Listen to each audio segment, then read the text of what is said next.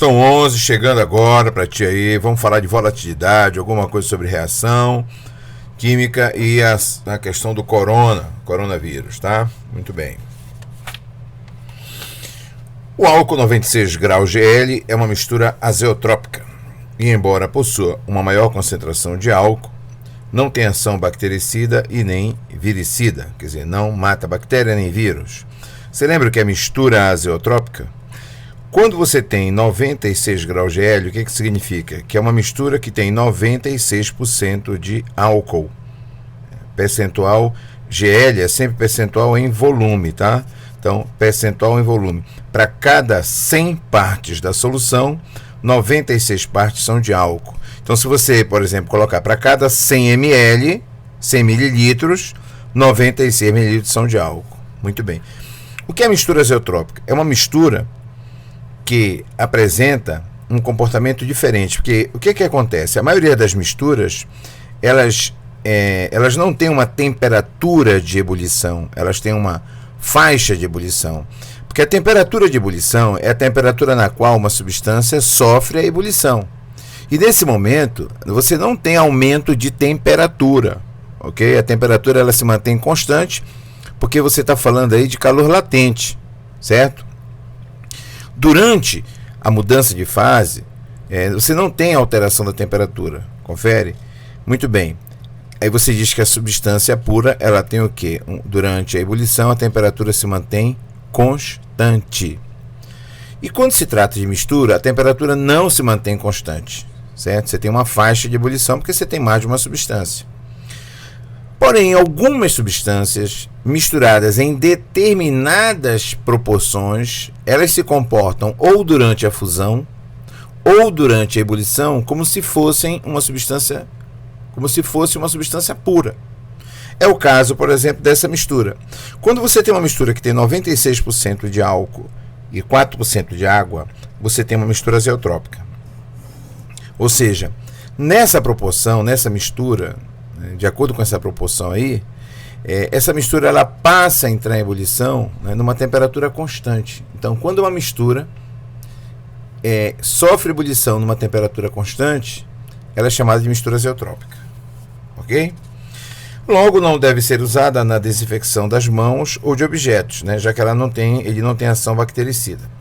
Para penetrar na bactéria ou no vírus, a mistura álcool-água deve conter uma quantidade de água que facilite essa penetração e a ocorrência das reações nas membranas das bactérias ou nas cápsulas dos vírus que protegem seu material genético.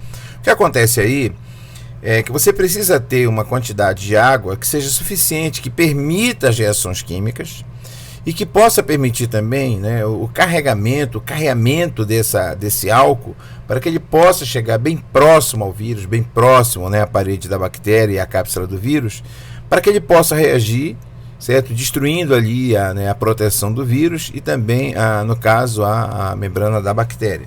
Então precisa ter ali pelo menos 30% de água, tá? E é por isso que se fala muito do álcool 70. Muito bem. Dos vírus que protegem. Uma das formas de se prevenir a transmissão do novo coronavírus, causador da Covid, é a higienização das mãos com álcool 70, certo? Porém, recomenda-se descartar uma garrafa com álcool 70, seja grau GL, seja NPM. Isso aqui nós já vimos em outro vídeo, assim, isso aqui é percentagem em volume, tá? Isso aqui é percentagem em massa, ok? Então, 70 grau GL ou 70 NPM.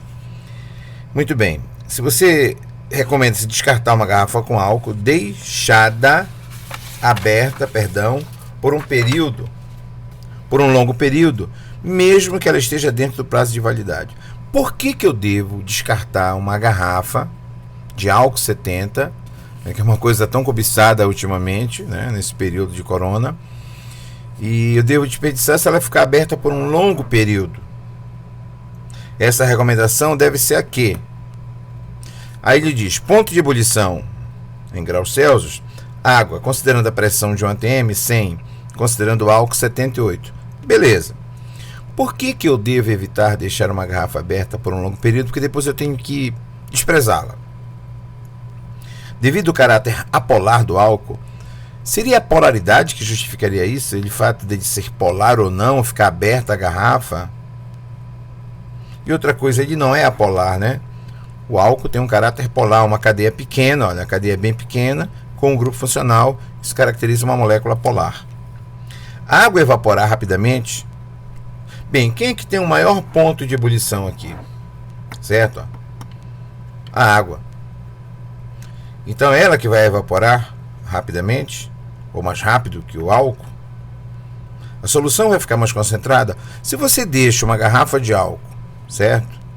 Aberta, o que pode acontecer? Você tem lá álcool 70% de álcool, 30% de água, para simplificar, porque geralmente tem outros ingredientes. Vamos colocar só esses dois que são os mais importantes. Se você deixar a garrafa aberta, certamente vai ocorrer o quê? Uma evaporação. Mas quem é que evapora primeiro? Quem tem o menor ponto de ebulição, ó. O álcool evapora.